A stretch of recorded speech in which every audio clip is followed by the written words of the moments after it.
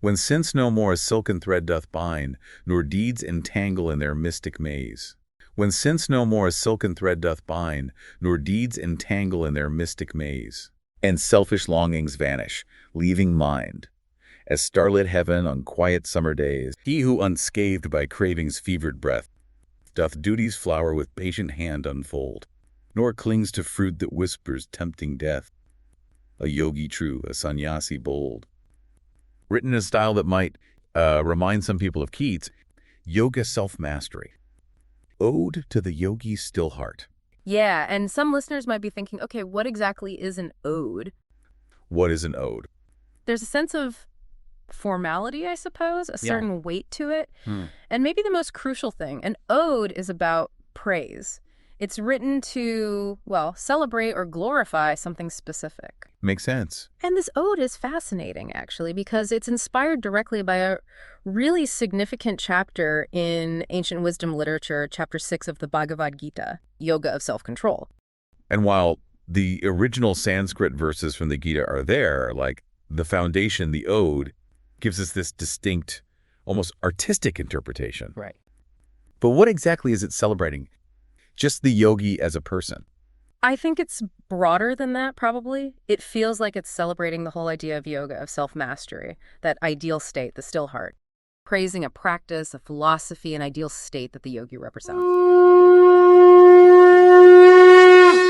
All right. I'm Satosha. And I'm Satoshi. So as we dive into the key teachings in chapter 6 now, let's maybe keep this idea of the ode sort of floating in the background. We can almost picture each section of the Gita as like a stanza in a bigger poem about self-mastery. All right, let's begin. Verse 1. It gives us a definition, really, of who truly embodies the spirit of a yogi and a sannyasi. And what's really significant right away is the emphasis that a true sannyasi, a true yogi, isn't defined just by outward stuff, or just by not doing certain activity. Right, it's not about appearances. No, it's not about externally giving up duties or performing specific rituals only. The focus is immediately placed squarely on the inner state, the idea of acting without being attached to the results of your actions. He who, unscathed by craving's fevered breath, doth duty's flower with patient hand unfold, nor clings to fruit that whispers tempting death, a yogi true, a sannyasi bold. No hearth's warm glow, no outward deed alone, but inward fire, a spirit keenly sown. The true yogi unfolds their duty's flower with patience, focusing on the action itself. And that phrase, nor clings to fruit that whispers tempting death, that's particularly potent, I think. It really makes you think, doesn't it? Yeah. About those times when we're so fixated on what we'll get out of something that we lose sight of the present moment or maybe even compromise our values. Yeah. It's like the allure of immediate success can sometimes lead to a kind of spiritual dead end. So verse 2 continues this thread. It says that true yoga is essentially sannyasa. Sannyasa, which we often understand as renunciation, it isn't just about giving up external things like possessions. Yeah. It's more about letting go of the internal illusions, those fancies webs that our minds create. True awakening, the ode suggests, happens when we recognize and, crucially, begin to detach from these fleeting wants. Okay. For sannyasa, a name of solemn sound is yoga's self, where fancy's webs are torn. For sannyasa, a name of solemn sound is yoga's self, where fancy's webs are torn. No dreamer he, on shifting wishes bound. A yogi wakes when such desires are mourn. To quell the heart's unceasing wild unrest, this is the mark, the deeply cherished test. So it's less about becoming a literal hermit in a forest, maybe, and more about renouncing the grip of these mental fabrications, these thoughts. Exactly. The yogi isn't lost in fantasies or driven by constantly changing desires, those shifting wishes. For sannyasa, a name of solemn sound is yoga's self, where fancy's webs are torn. No dreamer he, on shifting wishes bound. A yogi wakes when such desires are mourn. And that unending, wild unrest of the heart, that internal chatter and unease we all feel sometimes, that's presented as the central challenge, the deeply cherished test of this path. Makes sense. Let's look at verse 3. The Gita seems to present almost two stages, or maybe two approaches. There's a way for beginners, and then a way for those who are more advanced. Yes. It distinguishes between the seeker who's, let's say, just starting to climb the path of yoga, and the one who's already reached a certain level of inner stability. Right. For the beginner, the text says engaging in action, doing your duties, but without attachment to the results. But then the one who's become really firmly established in yoga serenity becomes the means. So you see a deepening of the practice over time. A progression. And the ode reflects this too. Listen to these lines. Who seeks yoga's height, where rapturous peace doth gleam, by action's wing must first his soul be born. But when that airy summit like a dream is reached at last, and worldly storms are sworn to silence, then serenity divine shall on his spirit ceaselessly recline. This really feels like it's describing a journey. It does, yeah. It suggests that initially effort and engagement, action's wing, are necessary to lift us towards the goal of yoga, that rapturous peace. It's sort of like you need momentum to get off the ground. But then there's a shift, isn't there? Once that airy summit is reached, when the turmoil of the world, the worldly storms subsides, the effort seems to give way to an effortless state. Serenity divine. Exactly, like the plane reaching cruising altitude, maybe. Yeah, that's a good analogy.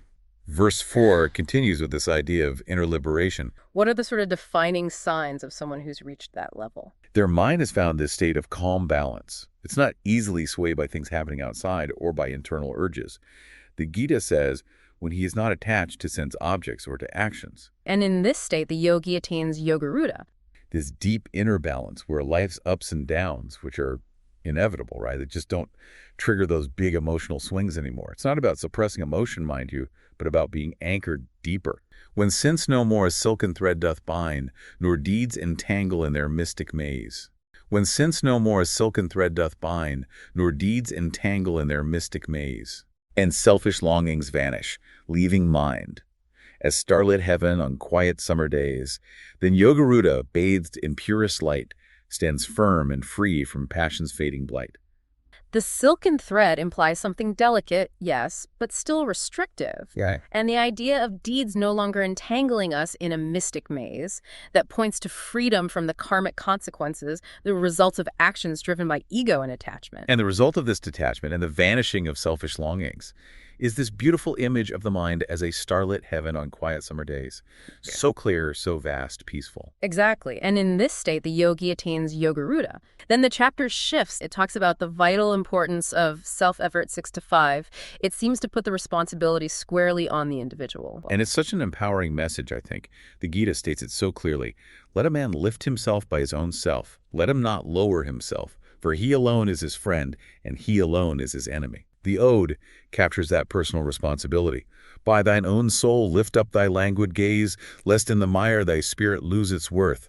For self can prove a sun in life's dark haze, or serpent coiling in thy bosom's girth. Urging us to take charge of our inner state, right? To not let our spirit get bogged down, get stuck in the mire of negativity. It presents a really powerful duality.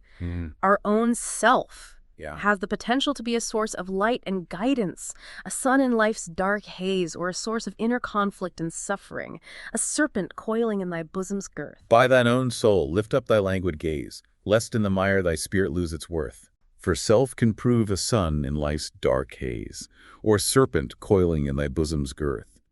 It's a stark reminder, isn't it, that our greatest ally and our greatest adversary are both right here inside us. So what determines which one we experience? Which leads right into the next verse 6:6, explaining how the self can be both friend and foe. It depends on our level of self-mastery. Precisely. When those, let's say, undisciplined parts of ourselves are brought under the control of the higher self, the discerning self, then that very self becomes our best guide, our friend, leading us towards freedom. But the flip side? The flip side is, if we let the impulsive, unbridled self run the show, it acts like our worst enemy, leading us off track. The ode puts it very succinctly. The self is friend, a balm for every smart, when by the self the wayward self is tamed. But to him who fails this crucial art, the very self, a foe with fury flamed. A foe with fury flamed. Strong words. The self is friend, a balm for every smart, when by the self the wayward self is tamed. To him who fails this crucial art, the very self, a foe with fury flamed. If we let the wayward self run rampant, then that same self becomes a destructive force, a foe with fury flamed. It really highlights the critical importance of self-awareness and, conscious effort in guiding our inner lives. Right. The Gita then describes the qualities of a soul that has achieved this self-conquest 6-7. What does that look like? Well, the conquered soul, the one with inner peace and self-control, sees the highest self as equally present everywhere, in all conditions. whether it's hot or cold, pleasure or pain, getting praise or blame. Doesn't matter. The inner state remains steady. It points to this profound level of inner equilibrium. The ode reflects it. The conquered soul, where gentle quiet dwells, in highest self a kindred essence spies. Through summer's blaze and winter's icy spells, through praise that lifts and scorn that darkly lies.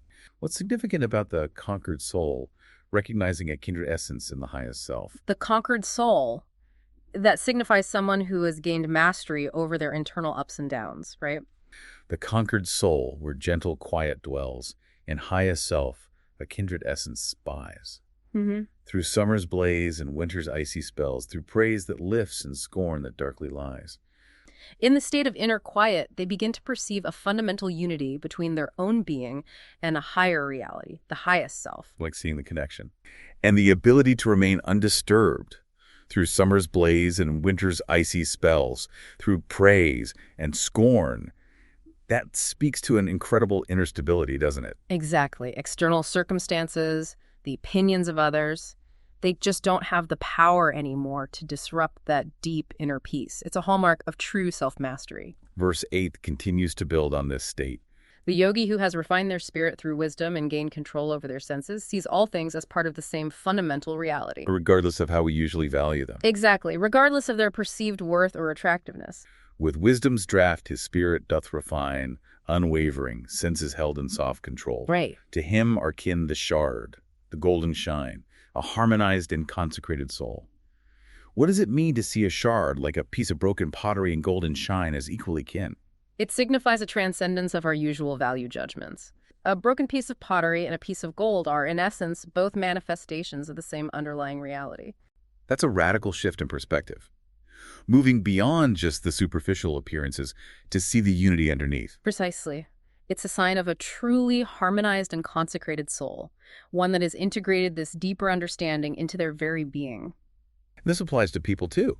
They maintain an impartial attitude towards everyone, friends, enemies, neutral people, mediators, people they might dislike, relatives, the virtuous, even the unrighteous. That's incredibly expansive, true equanimity. It's a vision of profound unity. The ode tries to capture this. To friend, to foe, a heart that knows no gall, to neutral gaze, to hatred's bitter sting, to kindly kin where gentle graces fall, or wrongful hand, no varying thoughts take wing, the equipoised in heart, a vision pure, the idea of no varying thoughts take wing. That's striking. It describes a state of deep emotional stability, doesn't it? Where the yogi doesn't react with different thoughts or feelings based purely on how they are treated, whether it's a friend, an enemy, someone neutral, someone kind, someone hostile. The inner state remains balanced. It's about breaking free from that cycle of reactive emotions and judgments that, let's face it, often consume us. Exactly. This equipoised heart allows for a vision pure, a perception free from the distortions of emotional bias. Beautiful. Okay, so after describing this state of inner and outer balance, the Gita starts getting practical, outlining steps for the aspiring yogi. It talks about solitude and focus 6:10. Yes, it shifts to the how-to, in a way. The advice is to seek seclusion, dwell alone, and consistently engage mind and body in the practice. Free from desires, free from possessions, focusing the whole being inward, on the self. The ode echoes that call. The yogi seeks the woods embracing shade, alone he sits, his thoughts his only care. From longings goes, from worldly wealth unweighed, on self he muses, banishing despair.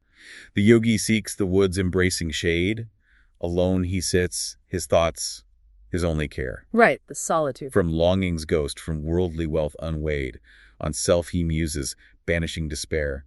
Why is solitude emphasized here for this practice? Well, solitude provides a space free from the constant stimulation and distractions of the external world, doesn't it?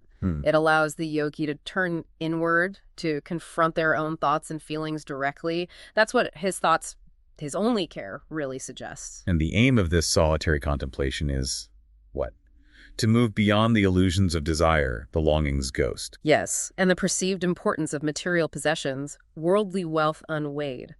To focus instead on the self, which ultimately leads to the banishing of despair. Okay. It's through this deep introspection that the yogi can understand the impermanent nature of external things and find a lasting peace within. Banishing despair. And it gets quite specific, even giving instructions about preparing for meditation, the seat, the posture. It does. Remarkably specific. It describes setting up a stable, sacred seat, Not too high, not too low, covered in a particular way with cloth, maybe deer skin, and kusha grass. Kusha grass, right. And on this seat, the yogi sits with a completely focused mind, controlling thoughts, controlling senses, keeping the body, head, and neck straight and still. And the gaze, softly fixed at the tip of the nose, not looking around. The ode tries to render this careful preparation too, where solitude her quiet banner waves, a seat prepare, with reverent hushed design, nor raised too high where reckless spirit raves, or sunk too low where earthly shadows twine, of cloth, deer's hide, and Kusha's verdant grace, a tranquil haven in that lonely space. There, one pointed mind, a steadfast flame, the senses hushed, their restless yearnings cease. From fleeting joys, from worldly lure and blame, he turns within for self-purification's peace. Body, head, and neck, in perfect stillness bound, at nose's tip his gaze doth gently rest. No wandering glance on outward scenes is found, within his soul by higher thoughts possessed. One pointed mind. That focus seems essential. The chapter then talks about cultivating certain inner qualities alongside the physical practice 614. Yes, these are foundational. It stresses having a tranquil soul, being free from fear, observing celibacy, brahmacharya, and keeping the mind completely absorbed in contemplating the divine, all with the goal of realizing the supreme truth. So inner discipline is just as important as the outer posture. Absolutely. The ode sums up these virtues. Tranquil of soul, where fear's cold touch is lost, in celibacy's bond his strength is kept, mind's wild bird tamed, on me his thoughts are crossed, united heart where sacred vows are swept. Where solitude her quiet banner waves, tranquil of soul, where fear's cold touch is lost, in celibacy's bond his strength is kept. Mind's wild bird tamed, on me his thoughts are crossed, united heart where sacred vows are swept. What's the significance of celibacy's bond here? Is it literal? Traditionally, brahmacharya, often translated as celibacy, is understood more broadly as the conservation of vital energy, directing it towards spiritual pursuits rather than dissipation. So, self-restraint. Yes, it's about self-restraint in various forms, aimed at focusing one's energy, not necessarily just physical abstinence, though that's part of the traditional view. Okay. And the image of mind's wild bird tamed. That really captures the challenge of controlling our thoughts, doesn't it? It does. And the phrase, on me his thoughts are crossed, suggests a deep connection to the divine, to Krishna, in the Gita's context. Yes, it indicates a mind that is constantly remembering and connected to that higher power, leading to a united heart filled with sacred intention, with devotion. And the result, the culmination of all this dedicated, consistent practice, what does the Gita say awaits 615? Supreme peace. The text calls it the peace of nirvana, which is found by abiding within the divine reality. Through this continuous yogic discipline, the yogi whose mind is truly controlled attains this lasting peace. It's the ultimate fruit of the effort. Nirvana, that ultimate peace. The ode sings of it. Thus, evermore the self he doth engage, the yogi's mind by noble purpose led, he finds the peace of a celestial age. In nirvana's clime, where earthly woes are dead, where in my being his true haven lies. The mention of nirvana here is obviously significant. Very significant. Nirvana signifies a state of liberation, right? A transcendence of suffering and the cycle of rebirth.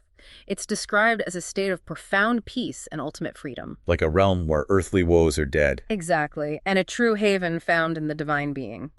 Thus evermore the self he doth engage, the yogi's mind, by noble purpose led, he finds the peace of a celestial age. In nirvana's clime, where earthly woes are dead, where in my being his true haven lies. In my being. So it's not just a temporary feeling of peace, but a fundamental shift in existence. Exactly. It's presented here as the ultimate goal of the yogic path. Wow. But the chapter also brings it back to earth, doesn't it? With very practical advice about moderation in daily life, 616, 617. Yes, and this is so crucial and sometimes gets missed. Yoga here isn't presented as, extreme self-denial or harsh practices. Not about punishing the body. Not at all. The Gita wisely advises moderation. It's through this kind of balanced, mindful approach that yoga actually helps alleviate sorrow. It's incredibly practical advice for just living. Balance in everything. The ode echoes it. Too much of feasting dulls the spirit's eye and starves the soul of yoga's mystic bread. Nor rigid fast beneath a cheerless sky, sleep's leaden grasp or waking's endless strain, alike shall thwart the yogin's holy game. But moderation, like a golden mean, in food, in sport, in actions measured pace, in slumber soft and waking's gentle mean, this yoga brings a balm for every smart and melts the sorrows of the yearning heart. Melts the sorrows, that's a beautiful promise. Too much of feasting dulls the spirit's eye and starves the soul of yoga's mystic bread. Right, the middle way. Nor rigid fast beneath a cheerless sky, where vital airs and strength of will are fled. Sleep's leaden grasp or waking's endless strain alike shall thwart the yogin's holy gain. This really highlights the dangers of going to extremes. Overindulgence in food can cloud the mind, make you sluggish, Sure. while excessive fasting can deplete your energy and willpower, making practice impossible. And similarly, both too much sleep and too little sleep can hinder spiritual progress. Balance is presented as essential for any sustained spiritual practice. But moderation, like a golden mean, in food, in sport, in actions measured pace, in slumber soft and waking's gentle mean, where balanced rhythms find their rightful place, this yoga brings a balm for every smart and melts the sorrows of the yearning heart. Food, activity, the pace of our actions, sleep, wakefulness. Yeah. When these rhythms are in harmony, yoga itself becomes a source of healing. It can alleviate deep-seated suffering, melt those sorrows. So yoga isn't just about, say, sitting on a mat or specific meditation techniques, but also about cultivating a balanced way of living. Exactly. It's presented as a holistic approach to well-being. Verse 8 here describes the state resulting from this balance and practice. When mind subdued in self finds sweet repose from every wish that earthly bosoms know. Repose in the self. Of worldly want, where discontentment grows, the yogi stands where purest currents flow, harmonized and free, a spirit bright. Free from worldly want and the discontent it inevitably breeds. Right. The yogi experiences a state of harmony and spiritual radiance, connected to, as it says, purest currents, a higher source of energy. It's a picture of inner fulfillment and liberation. Precisely. A bright spirit. The Gita then uses a really lovely image, a simile, to describe the yogi's mind, 6:19. It compares the yogi's mind, disciplined, controlled through practice, to the steady, unwavering flame of a lamp that's placed in a spot where there's no wind. Completely still and focused. The ode captures that calm image. As lamp that burns where no wild breezes stray, a simile for yogi's tranquil might, whose mind controlled doth cast a steady ray. As lamp that burns where no wild breezes stray, a simile for yogi's tranquil might. To yoga of the self, a guiding light. Just as a flickering flame provides very little, very unreliable illumination, a scattered mind offers little clarity. The yogi's controlled mind, however, emits a steady ray, acting as a guiding light on the path to self-realization. Then the chapter describes the actual experience of bliss that the yogi reaches, 6:20, 6:21. What is that like? It's described as a state of profound inner stillness. The mind, restrained through practice, becomes quiet. And in that quiet, the self is realized through a purified intellect. This leads to experiencing a supreme bliss, a joy that goes beyond what the senses can grasp. And once someone is firmly established in that inner knowing, they don't waver from the truth anymore. The ode speaks of it, where mind restrained by yoga's potent art finds stillness deep within its secret keep, where self by self is known, a world apart, and in the self content doth sweetly sleep. That bliss supreme by intellect embraced, beyond the senses' fleeting, fevered fire, where firmly fixed no earthly storm can waste the soul's clear vision or its high desire. Where mind restrained by yoga's potent art finds stillness deep within its secret keep. Secret keep. Interesting phrasing. Where self by self is known, a world apart, and in the self, content doth sweetly sleep. The concept of the self being known by self, that's intriguing. What does that mean? It suggests a direct, intuitive understanding of one's true nature that goes beyond just intellectual knowledge or book learning. Like an inner knowing. Exactly. An inner knowing that arises when the mind is stilled and the veils of illusion, the distractions are removed. In this realization, a deep and lasting contentment is found within the self. It sweetly sleeps there. A state of profound inner knowing and peace. Yes. That bliss supreme, by intellect embraced, beyond the senses' fleeting, fevered fire, where firmly fixed no earthly storm can waste the soul's clear vision or its high desire. This bliss supreme seems very different from ordinary happiness. Oh, absolutely. It's presented as a transcendent bliss, something grasped by the higher intellect, the buddhi or faculty of wisdom, rather than being just a fleeting sensation derived from the senses. It's a state of unwavering clarity and purpose that remains untouched by the turmoil of the external world, the earthly storm. Or its high desire. And this bliss is so profound, apparently, that nothing else compares, 622. Which having found, no richer boon is craved than this dear treasure, won with earnest pain. Here anchored fast, no grief can be engraved upon the heart, though sorrows rise like rain. Wow. Once this is achieved, nothing else compares, nothing else is needed. Precisely. The realization of this dear treasure is considered the ultimate attainment, beyond which no other desire remains. It provides an unshakable inner anchor. Anchored fast. Yes, so that even when difficulties arise, when sorrows rise like rain, they cannot deeply wound the heart. They can't engrave themselves there. Yoga itself is then defined as breaking ties with sorrow, 623. Know this is yoga, severing all ties to sorrow's gloom where heavy fetters cling. A powerful definition. With steadfast will, where true endeavor lies, with undaunted soul, let hope forever spring. This definition really emphasizes liberation from suffering, doesn't it? Yes, yoga is presented here fundamentally as the means to break free from the bonds of sorrow and suffering, those heavy fetters. And this requires determined effort, steadfast will, true endeavor, and an unwavering spirit of hope and undaunted soul. So it's an active process of freeing ourselves from what holds us back, what causes pain. Exactly, it's not passive. All cravings born of phantom, fleeting grace, discard them now, as dreams of night are flown. The senses lure, with mind's commanding space, restrain them all and claim them for thine own. The analogy of cravings is dreams of night. That's powerful. It really is. It highlights the insubstantial and temporary nature of our desires.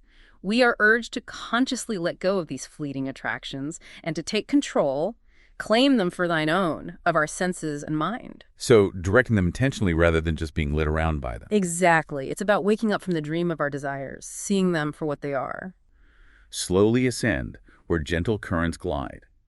By intellect, thy truest guide and friend, the mind on self shall peacefully abide.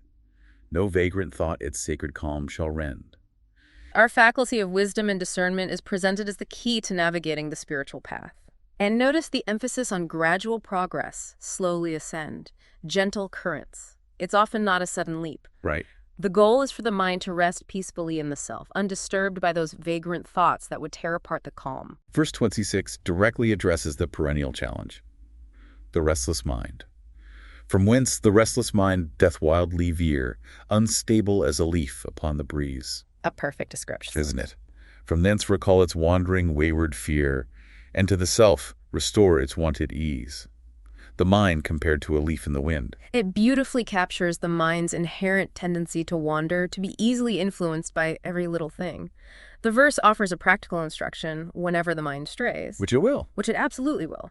Gently, persistently bring it back. Bring it back to the self, restoring its natural state of peace, its wanted ease. So it's a continuous practice of recentering, not a one-time fix. Yes, absolutely. Discipline and gentleness combined. Verse 27 describes the yogi's ultimate state, using profound terms. For yogi's heart, where tranquil waters gleam, whose passions sleep, no earthly stain to find. Brahma become, a pure and holy dream, attains to bliss, for spirit refined. Brahma become, that suggests a profound transformation emerging. It signifies a state of unity with the ultimate reality, with Brahman.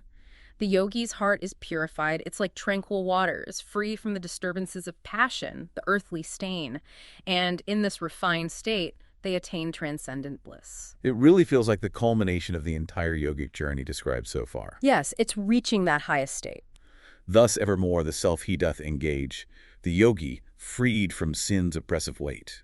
With gentle ease, the bliss of Brahman's age, he tastes, a joy no words can articulate. The bliss of Brahman is described as ineffable, beyond words. Yes, it's a profound joy, a state of being that goes beyond the capacity of language to describe. It's experienced directly by the yogi, who consistently engages with the self and is freed from that oppressive weight of negativity or sin. A joy beyond words, that's a powerful, maybe frustrating, but also inviting idea. It is. It points to something experiential, not just conceptual. A truly transformative step for the yogi seems to be seeing the self in all beings, and all beings in the self, 629. Yes, this is a profound shift in perception, a state of deep interconnectedness, of unity, and at the same time sees all beings existing within the vastness of the self. It's a vision of complete harmony. The ode captures this universal view. He sees the self in every fragile form, in every creature in self's boundless sea, equally seeing, through life's sun and storm, the yogi's soul in sweet serenity. He sees the self in every fragile form, and every creature in self's boundless sea. Beautiful. Equally seeing, through life's sun and storm, the yogi's soul in sweet serenity. Yes, it describes a state of unity consciousness.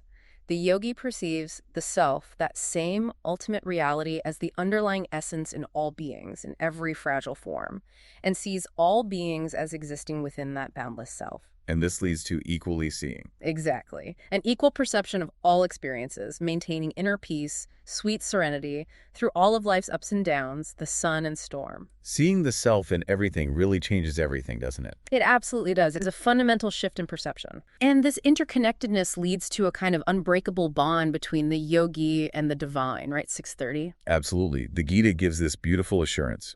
The one who sees the divine everywhere and sees everything in the divine is never separated from the divine.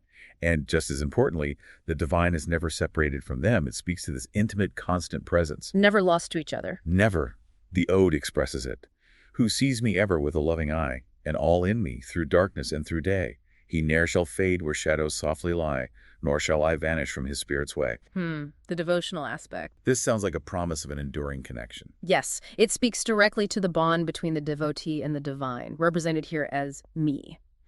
Who sees me ever with a loving eye, and all in me, through darkness and through day. He ne'er shall fade where shadows softly lie, nor shall I vanish from his spirit's way. Seeing the divine with love in all things and seeing all things resting within the divine, that creates an unbreakable connection. A connection that endures. Yes, one that endures through all circumstances, darkness and through day, a constant presence and unwavering support. Who, fixed in oneness, worships me alone, in every being that doth draw its breath. Right, worship in every being. In whatsoever course his life is thrown, that yogi dwells with me, untouched by death. Worshipping the divine in all beings. That's a powerful concept. It emphasizes the pervasiveness of the divine, doesn't it? And that true devotion isn't just directed upwards, but involves recognizing and honoring this presence in every living creature. And maintaining this awareness. Allows the yogi to remain connected to dwell with the divine, regardless of external circumstances, whatsoever course his life is thrown. And this connection transcends the limitations of physical existence, is untouched by death. Who views with equal gaze, O friend most dear, all beings' joy, all beings' silent tear. As in his own deep heart made crystal clear, the yogi holds the highest station here.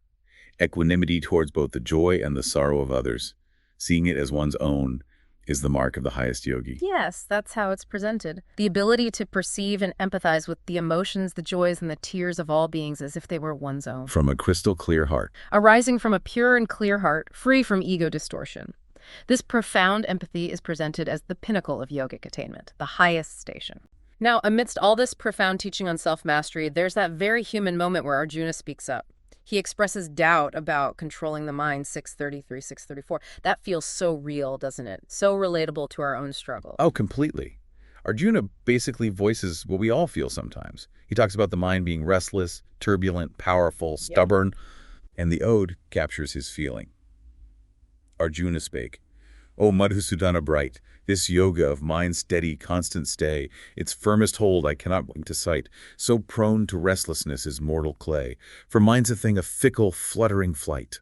To curb its course seems task beyond all might, as bridling winds that through the heavens play. He acknowledges the ideal, the steady, constant stay of the mind, but confesses his inability to achieve it because the mind is just so naturally restless. Mortal clay is so prone to it. Arjuna spake, O Madhusudana bright, this yoga of mind steady, constant stay. Its firmest hold I cannot bring to sight, so prone to restlessness is mortal clay. It's incredibly relatable.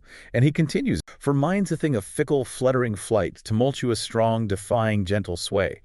To curb its course seems task beyond all might, as bridling winds that through the heavens play. He really emphasizes the mind's uncontrollable nature here, comparing it to the wind.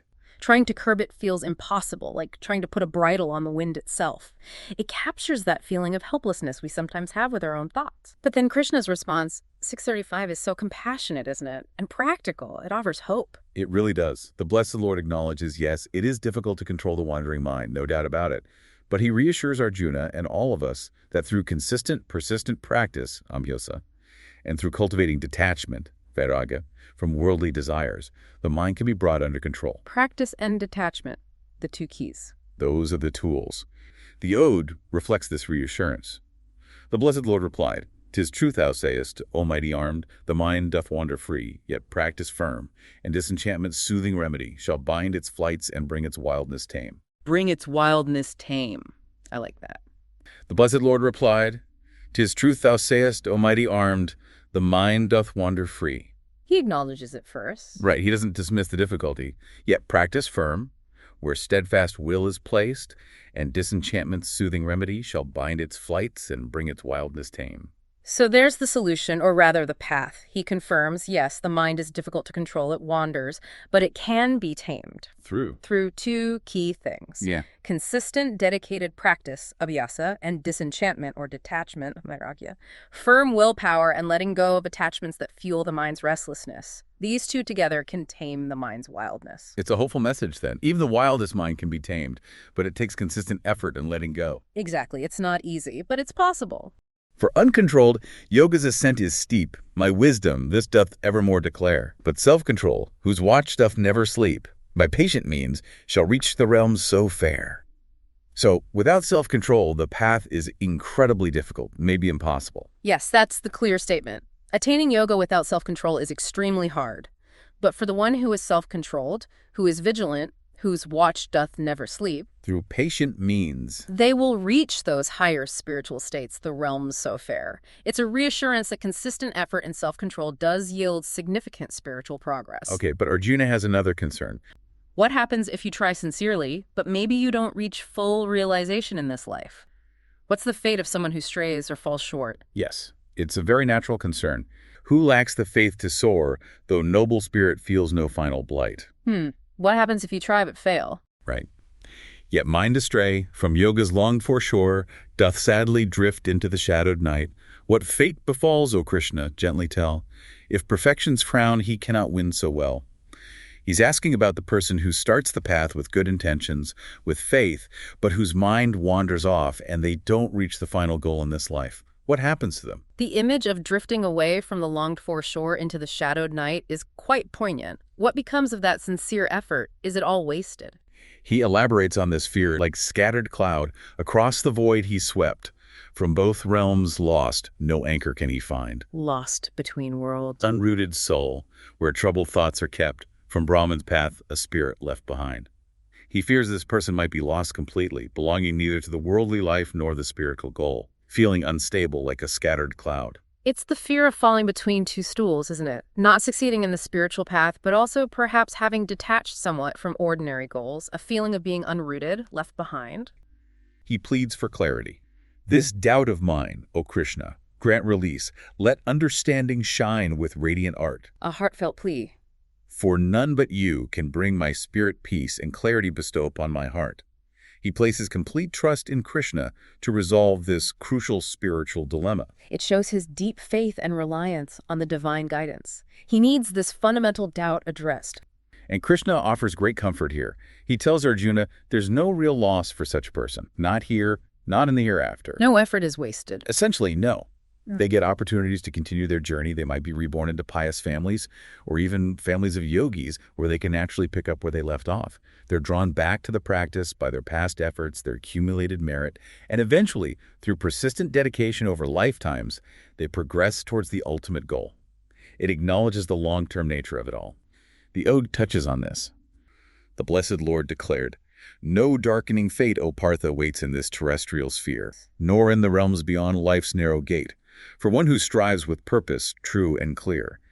So the answer is definitive. Nothing bad happens to such a person. He assures Arjuna that no truly negative outcome, no darkening fate, awaits those who sincerely strive on the path of yoga, either in this life or the next, even if they don't achieve immediate perfection. The lands of pure and virtuous he gains, and dwells there, long in bliss that knows no end. Then falls from yoga's high and sacred fanes, in homes of wealth and goodness to descend. So after enjoying a period in heavenly realms due to their good efforts, They are reborn, but notice where they are reborn in favorable circumstances. Homes of wealth and goodness. This implies a rebirth that provides a good foundation to potentially continue the spiritual journey. It points to positive karmic outcomes. progress isn't necessarily lost across lifetimes, Right, that's the implication. or born within a yogi's hallowed line, where wisdom's lamp with steady radiance burns. Such birth, indeed, a treasure most divine for those whose persevering spirit yearns. So they might even be born into a family of yogis where wisdom is already present. Yes, that's considered an even more fortunate rebirth. Being born into an environment where spiritual wisdom and practice are valued, wisdom's lamp with steady radiance burns, makes it much easier to pick up the thread and continue the journey. It highlights the idea of a spiritual lineage. And what happens upon such a rebirth? There he recalls the intellect's bright flame of former lives, a memory held deep, The past efforts return. and strives anew to reach perfection's name, his steadfast vows with fervent zeal to keep.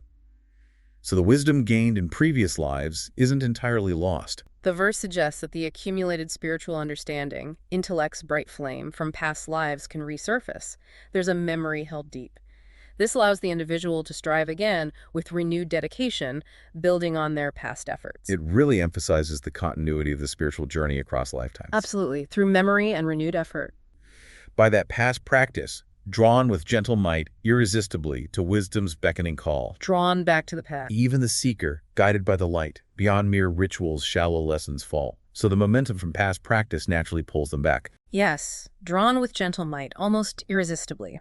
That past spiritual practice creates an inherent inclination, a gravitational pull toward wisdom's call. It helps them move beyond more superficial religious practices, mere rituals, shallow lessons, towards deeper understanding. So the effort truly compounds over time. Mm-hmm. But yogi striving, with a spirit clean, through countless births shall play his destined part. Perfected thus, where no dark clouds convene, he reaches highest goal with tranquil heart. The yogi who keeps striving, purifying their spirit, with the spirit clean, potentially over many lifetimes, countless births, will eventually achieve perfection. They will reach that highest goal and attain lasting peace, a tranquil heart. The yogi greater than the austere sage, than those whose wisdom seeks a narrow bound, A hierarchy here. than those whose deeds life's fleeting joys engage. Therefore, O Arjuna, be a yogi crowned. Krishna is explicitly saying the yogi is superior. Yes, superior to mere ascetics, austere sage, to intellectual scholars whose knowledge might be limited, wisdom seeks a narrow bound, and to those focused solely on actions aimed at worldly results, deeds life's fleeting joys engage. It's an emphatic encouragement to embrace this specific path of integrated practice. And ultimately, right near the end of the chapter 647, Krishna describes the highest yogi. Who is that? Right at the conclusion, yes. The Blessed Lord declares that among all yogis, the one who worships with unwavering faith, whose inner self is completely devoted to, merged in, that person is considered the most perfectly united in yoga. The ode concludes reflecting this. And of all yogis, him I hold most dear, whose inmost soul on me doth softly lean, with faith profound, who worships without fear, most perfectly in yoga, his true mean. And of all yogis, him I hold most dear, whose inmost soul on me doth softly lean. The role of devotion. With faith profound, who worships without fear, most perfectly in yoga, his true mean. It really is remarkable how thinking about chapter 6 through this poetic lens, through the idea of an ode, can maybe deepen how we appreciate its wisdom. I think so. The poetic form seems to shine a light on the emotional core, the spiritual heart of these teachings about self-mastery, inner peace, and that timeless wrestling match with the mind. Yeah. And just considering that ode to the yogi still hard alongside the verses themselves, it lets you experience this ancient wisdom in a potentially fresh way, maybe more emotionally resonant, as you said. It really highlights the beauty and the depth that's already there in the Gita. So we'd really encourage you, the listener, to maybe reflect on this. Perhaps look at the ode again or reread chapter 6 itself. Think about how the poetic form, the language, might enhance your own connection to these ideas of self-mastery. What lines or verses really speak to you? It just underscores the enduring beauty and the profound wisdom packed into the Bhagavad Gita. It reminds us these aren't just dry philosophical point. No, not at all. They're also a deeply moving, poetic guide for living a more meaningful, more self-aware life. Thus fades the discourse like a dying gleam of self-control, a whisper from above. In Upanishads, a grand and sacred theme twixt Krishna's wisdom and Arjuna's love. Of Brahma Vidya, yoga's wondrous grace, a lesson etched on time's eternal face. Principles of self-control, Akma Samyama Yoga, the knowledge of the ultimate reality, Brahma Vidya, and the path of yoga itself are timeless teachings rooted in ancient wisdom like the Upanishads and embodied in this profound exchange between Krishna and Arjuna, a lesson for all time. The whisper from above, as the ode puts it, contained within these ancient words. It really can offer continued guidance on your own path. Om Tat Sat.